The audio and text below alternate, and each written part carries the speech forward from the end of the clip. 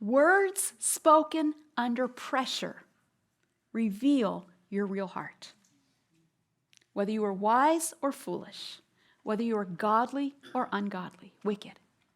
It's not the words that I speak in this room when I've got all these nicely prepared study notes. We've got an audience, and I know I'm making an impression on you, and I'm leaving an image, and I'm not going to curse you with my words today, likely.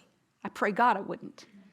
But it's in the heat of the moment, off the platform, behind the scenes, when other people don't see or know. It's the things you say to your animal when you get mad that reveal what's really in your heart.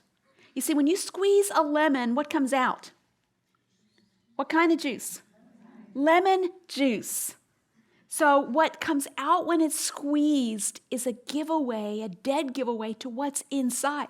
Now that lemon might look like an orange, or it might be painted green and look like a pear or something, but it's not what it looks like that tells what it really is. It's what happens when it gets squeezed. So the question is, when you get squeezed, when I get squeezed, what comes out? When something's not going my way, when there are restraints in my life, when things are hemming me in, when the road is narrow, when I'm exhausted, when somebody in my life is speaking words that are harsh or hasty or not being kind, what comes out when you get squeezed? You say, well, I wouldn't have talked that way if my 2-year-old hadn't filled the dryer with water or painted the living room furniture with butter. She just made me that way. No, what God used that child, like this donkey in Balaam's life, to squeeze you, to press you in, to draw a reaction out of you that reveals what was in your heart all along. So Balaam's heart is being revealed. Now, what Balaam doesn't realize is that the donkey is actually blessing him. Balaam's cursing the donkey is blessing Balaam. It never occurred to Balaam that God was trying to stop him from making this trip. Is God trying perhaps to stop you from heading a wrong direction?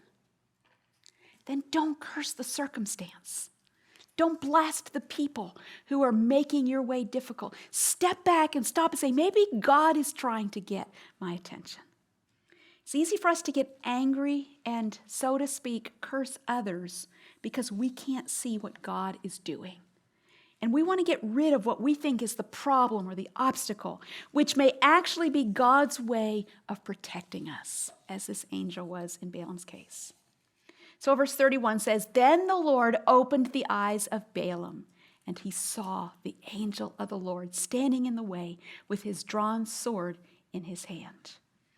And as I've read this passage, my prayer has been, oh Lord, open my eyes to see you in my circumstances and to see what you are doing.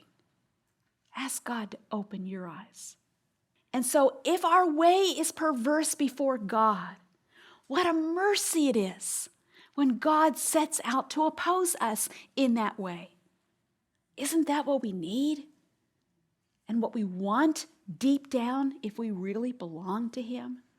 If my way is perverse before God, twisted, contrary to His word, I don't want Him to let me keep going, heading down that foolish road. I want Him to oppose me. I want Him to love me enough to stop me in my tracks. And you do as well.